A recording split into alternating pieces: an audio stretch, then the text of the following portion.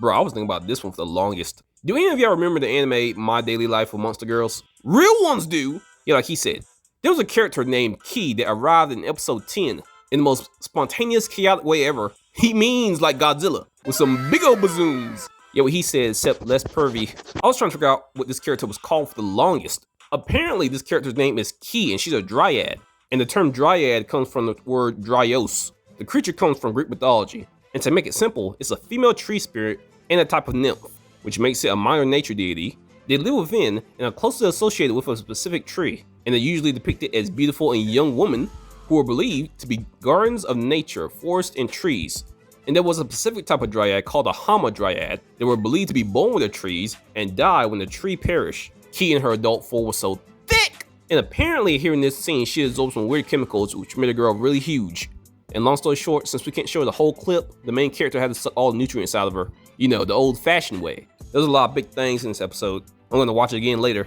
But first, I'm gonna destroy Night! Well, I'm glad you recognize it as me. You've been holding that gun up at me since the last episode. Don't you think it's time to stop? Never! You're a white cat. What? Okay, little racist. Which means you're evil! Your kind's always trying to take over the world. And you try to frisk guys like me. Guys like you. Guys like me. You wanna search me, huh? I bet you smell some catnip in the air right now. What? He wanna search me and take my nips. And then you wanna replace me. All I did was change forms, you idiot. You wanna put me in chains? Want me to call you master? And you're still implying that I'm evil. If I'm evil, you're bad luck. No, this bitch didn't. Boys, calm down. I bet you put extra thick mayonnaise on all your sandwiches. Well, no longer. Boy, I ain't never in a million years touched on mayonnaise. Now put the gun down so we can talk about dryads. You can't shoot me anyway. And why not? Because I'm the only one who feeds you. I don't need you to feed me. I can feed myself. Voice, if you don't put the gun down, I'm gonna burn all your posters of Mirko. Whoa, hold up. Don't be rash. Alright, is it wise to smash a dryad? I gotta be honest with you, viewer, this one has a lot less cons than I thought. They're all known to look young and beautiful. They're not really known to eat humans like other things in mythology. And there's a lot of instances in mythology where they had relationships. And my favorite story involving this was the one with Rhoecus and the hamadryad. Now Rhoecus in this story is a nobleman, and one day he sees an oak tree that's fallen over. So instead of picking it up himself, he told his servants to prop it up. That's some real power right there. Ain't no one trying to touch no dirty ass tree. We have some fungi on it. I would left it down on the ground and kicked it. Now open this cat food for me. Do not interrupt me and do it yourself.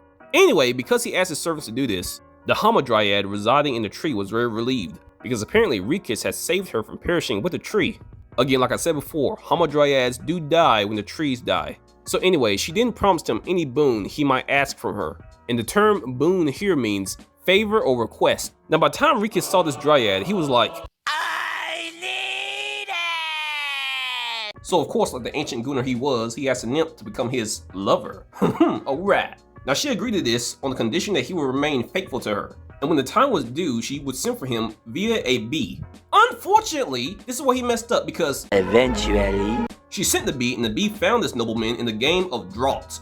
Now another name for the game of draught is checkers. And bro was so captivated by the game that he acted rudely towards the bee. Now what the dryad does next is just unexpected. She could have walked away, found another man, buy a vibrator, or maybe find Zeus. But no, instead of doing all that, she apparently decided to blind him. Women. Of course, at first, it seems like an overreaction. But, according to another version of the story made by Pindar, the bee instead finds the nobleman cheating, or more or less commits some kind of infidelity. And in response to this, the bee stings him. Now, I think it's safe to say with this story alone, that even though you can smash a dryad, there may be consequences if you were to upset her. Well, this has me thinking, because besides blindness, what could these consequences be? Now, thinking about this, I looked into their powers, and I found that a dryad has the ability to charm men. Now, I interpreted this ability as more like a Hancock type of situation. And if you guys ever watch One Piece, you know what I'm talking about. Hancock can charm most men with her beauty. But this is not a power, this is just because, well, she's hot. A truly hot woman doesn't need the power to charm men. She just needs to look good. And thick. Yes, and thick. Point is, all dryads are considered beautiful by default. Now, I have read on a site called the Augusta Free Press that dryads could make men fall in love with them without any effort. And I also read that the oak dryads had a magical pendant necklace that they wore that would call out to men who would come and fall in love with them. And this site also suggests that dryads were strong and were known to shoot darts at men who came near them. Now these darts could kill a man instantly, but if the man in question was not killed, they would instead fall in love with the nymph that shot them, and their body would become rigid and unable to move without their consciousness. So yeah, in some interpretations of the dryad, they can force men to fall in love with them, which I guess in this context, this could be a good or bad thing. I say only pros so far, Knight. Well, true, that's not that bad, but they can also communicate with plants, and they can transform into trees to hide from men. So they're kind of like poison ivy. Yeah, I guess. Smash! No regrets. Okay, well, besides their main powers, there does seem to be some danger with them concerning their relations with gods and titans. There was a story in Greek mythology concerning a king, and I cannot pronounce this king's name whatsoever. But this king decided to cut down oak trees to build a banquet hall. Now, while cutting down oak trees, he killed a dryad that was inside the oak tree. And this pissed off the other dryads. So they went to Demeter, the goddess of harvest, agriculture, and grain, and she cursed the king with endless hunger. Now, this story doesn't have to do with relationships at all, but I think you guys can see my point. The dryads have connections, and it goes deeper than this, because the first dryads in Greek mythology are called Maliae, and they more or less come from the earth, aka Gaia. Now, you may be asking yourself, who is Gaia in Greek mythology? It's a personification of the earth, and she's also known as the primal mother goddess. Now, long story short, these first dryads were made when the titan Uranus was castrated by his son, Kronos. Uranus's blood fell to earth, and in other words, Gaia, and the Maliae, along with other creatures, were born.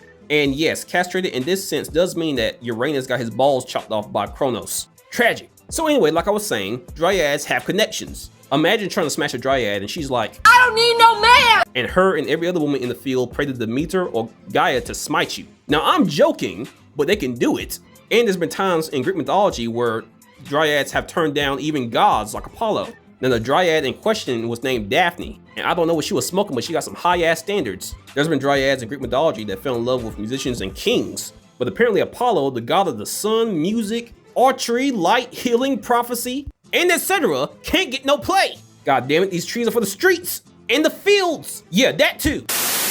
Now I have one more good con, their lifespan. And this is mainly for the hamadryads since they're directly linked to their tree. When their tree dies, they will also die. That is their set rule. But this brings a question to mind, how long does a tree actually live? Well, since hamadryads are related to oak trees, I looked up the average lifespan for an oak tree and it's at the most over 1,000 years. And even looking deeper into this, some other oak trees have a shorter lifespan of 100 to 300 years. Either way, she will outlive you. Now, it's not the worst con, but a con indeed. All right, voice, you're up. Oh, finally, shift change. The first dryad waifu we have to talk about is a dryad from Radiant named Jill. Now, I can't say the longer version of her name because, well, I don't want to, but I can say the words, she's thick until I die. And she's big, girl's a giant dryad. Now, even though her size isn't stated, she should be around the height of a big tree. Oh, and also a couple cons. She's married to this guy. Yeah, no one cares about him. He's not important, at least not to me. What's important is currently in the story, she's dead. No! Yeah, I'd be mad too if giant-sized booty was dead in front of me. Just a waste. A waste, I say. Goddamn. So anyway, she died fighting people called the Inquisition. She was apparently holding them off so her allies could escape. Damn it, she's a good person. Should've been him, damn it. It should've been him. And that booty should've been mine. Now, how did this short, hairy, weird guy pull this thick baddie? I don't know because I didn't look it up. Now, I looked up Jill's powers though, and I found that she was a healer and a protector of a forest, alongside her husband. And both of these two helped train Seth to control his inner darkness, and Seth is the main character of the anime Radiant. Now, other than all of that, I couldn't find that she had any other powers, but that's okay because you don't need power when you got booty. The booty is power, the power is booty. It's undeniable. Next, waifu. The next dryad waifu up is the one called Treyni from the anime Reincarnated as a Slime. Now, Treyni is undeniably beautiful, but does she have any cons? I would say no.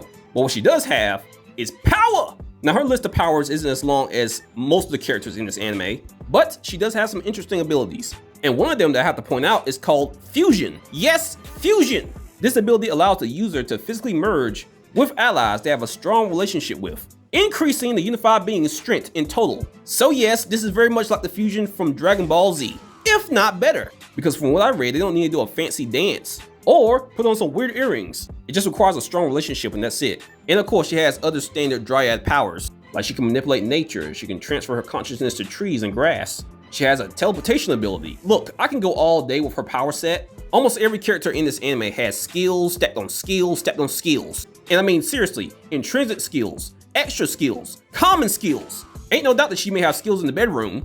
Plus, in her past, over thousands of years ago, she was a fairy serving under the elemental queen, Rhoecus. So yeah, the only other thing I need to say about her is, what other skills you got? You know what, screw it, I'm reading the manga.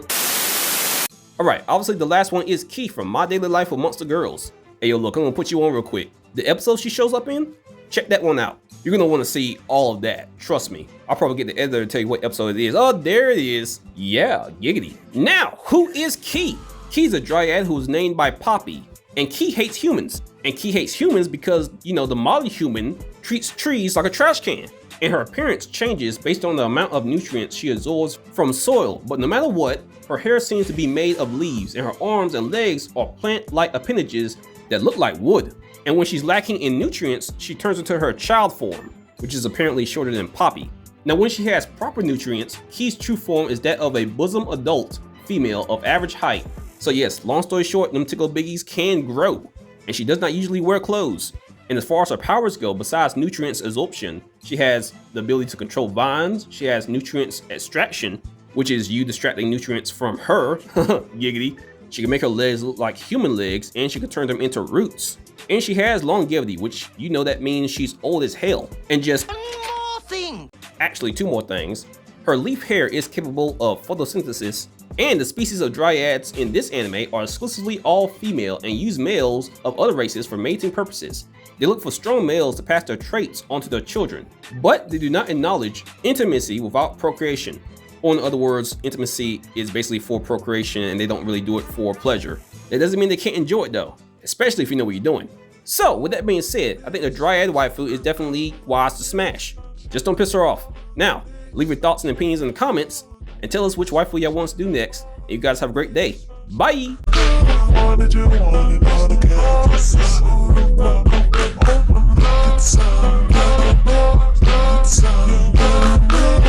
So